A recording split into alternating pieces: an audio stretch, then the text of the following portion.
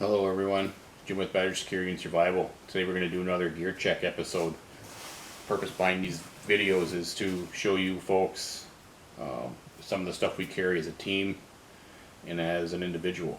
So let's get to it.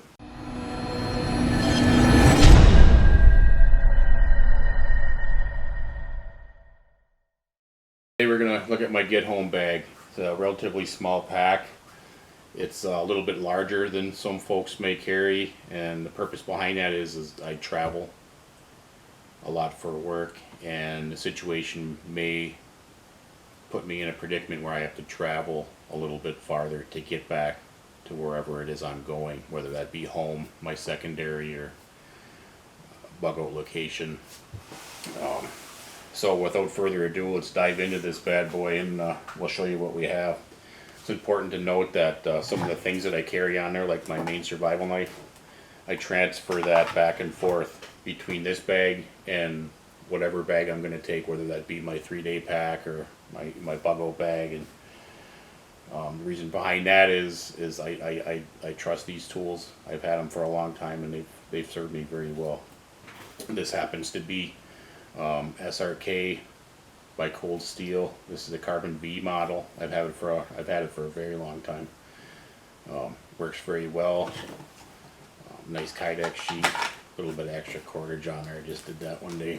There's a small chunk laying around. The second thing I carry, especially if I'm going to be gone for a very long time, is my secondary handgun. HK USP, the 40 caliber. Decock, safety, whole 9 yards. Nice gun. Had that for a long time. I carry 3 extra magazines for that when I'm gone. Gelco hip holster. I like that. This I carry on the outside of the pack. It's just your standard military 1-quart canteen with the cup.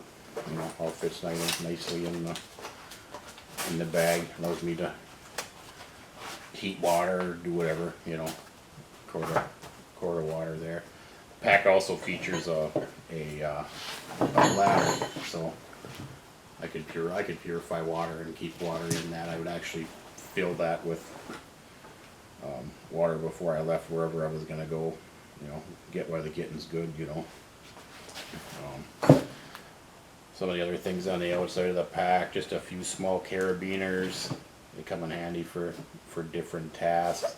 This is another thing that would come out of the bag immediately and go into my pocket. This is my folding knife. This happens to be a Benchmade. I've had this for a long time too. It's a sturdy little knife. I can't even remember how long I've had this, but yeah, it holds an edge, takes an edge well. That is that. A lot of the stuff we carry, it's all kind of an individual thing. The other team members, they like to carry certain things as well. One of the things we all carry is a smaller task knife. This is the Mora Companion. This is the carbon steel model. I like the carbon steel for, you know, getting spark, and this actually works very well for striking the ferrule rod. Had to modify it a little bit. There was a little bit of an edge on there, that world edge that didn't want it to allow it to strike the ferrule rod, so took care of that. A little bit of file action. Inside the outside, larger outside pouch here. This is just a monkey pack, I think it's called. I think I got it off Amazon or something for like $30. A relatively inexpensive bag, but it works well, has lots of options. Some spare batteries,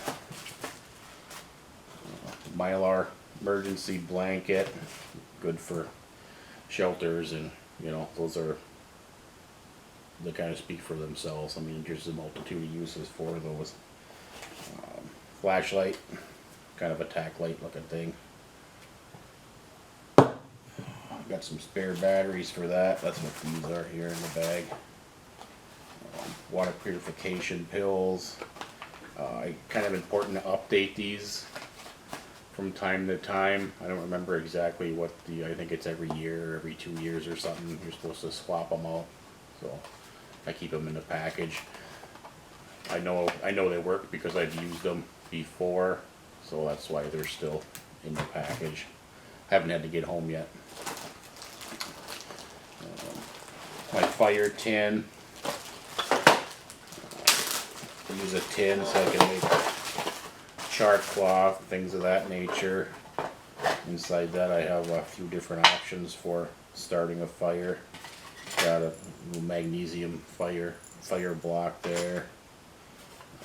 My 5-inch ferro rod. This thing I got this off of Amazon. I didn't have a handle, so I just wrapped some black duct tape around it. You know, you got a little extra duct tape if you need it. Chunk of fat wood, char cloth, and that's the purpose behind the tin. I can use this tin to make more char cloth should I need it. And a chunk of file. I use the file in conjunction with a chunk of quartz or something of that nature. You know, you get it to throw some spark. It's another alternative for starting fires. This is my primary. This is my primary tool for starting fires. I really enjoy using the ferro rod. As long as you take the time to prep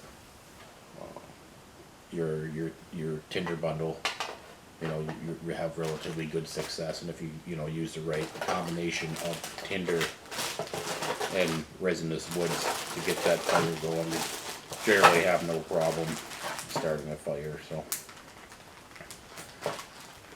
with anything else, if you practice it, you get better at it, and you get more confident in it.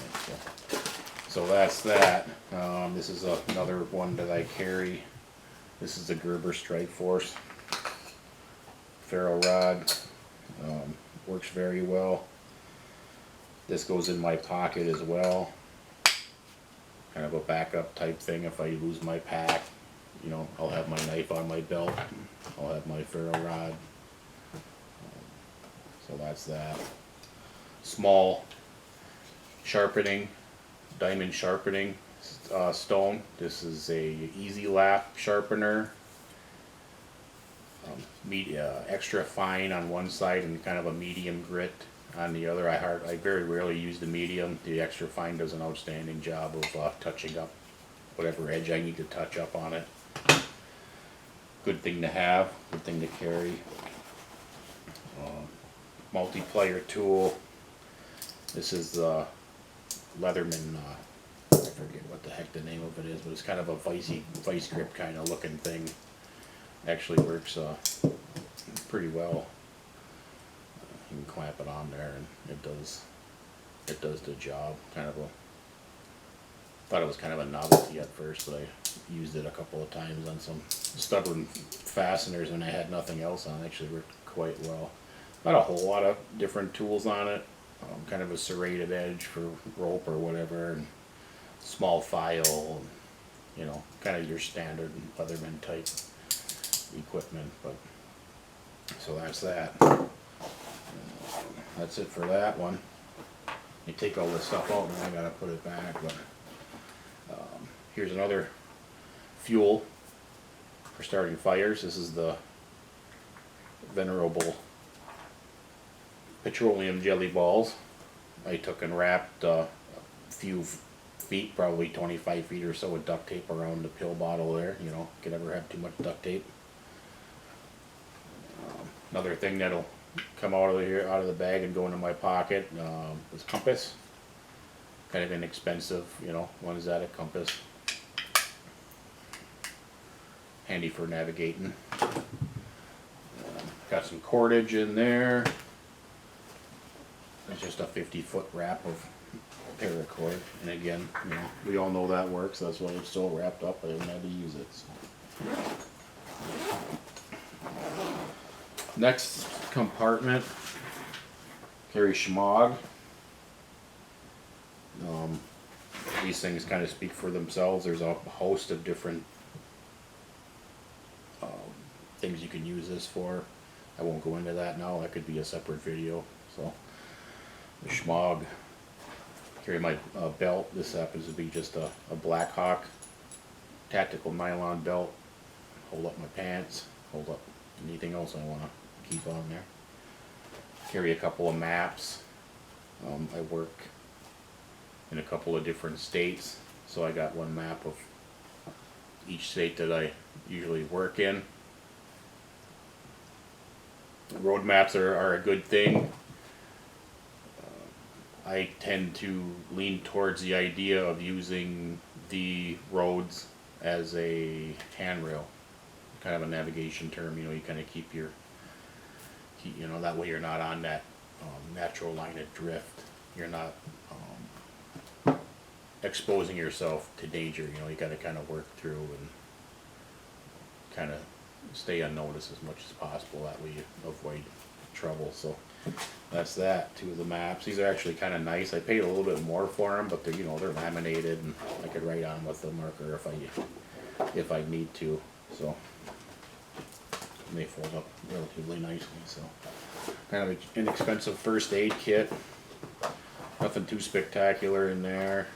Just your standard treatment for minor, very minor wounds. What else we got in here? Small saw. This happens to be a buck tree saw. I like it. It's sharp. Does the job. You know, you're not going to process real big wood with it, obviously, but it's enough to get a fire to cook with and keep yourself warm. So, buck tree saw. Oh, and there's those two other magazines I was talking about for the HK. What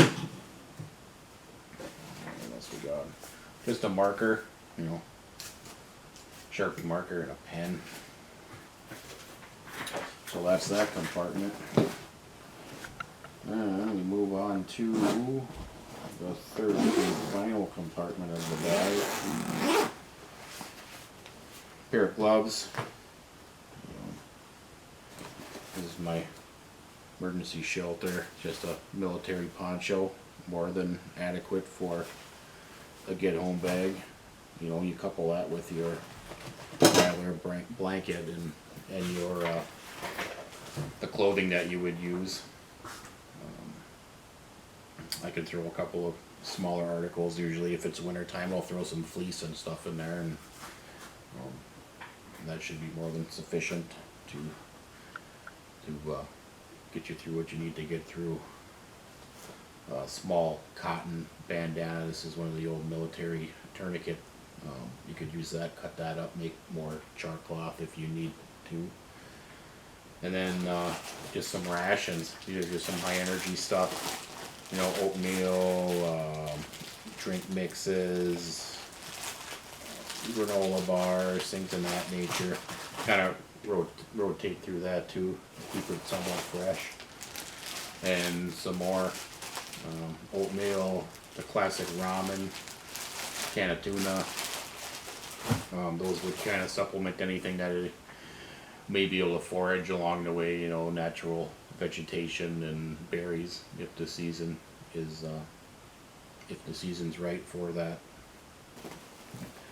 Oh, extra couple of pairs of socks in there. Dry feet or happy feet. And then just a bladder, just a small bladder to tote some drinking water in there, and that pretty much covers that. Like I said, there's a lot of stuff in here that I transfer from this bag to my larger bag if I'm going out.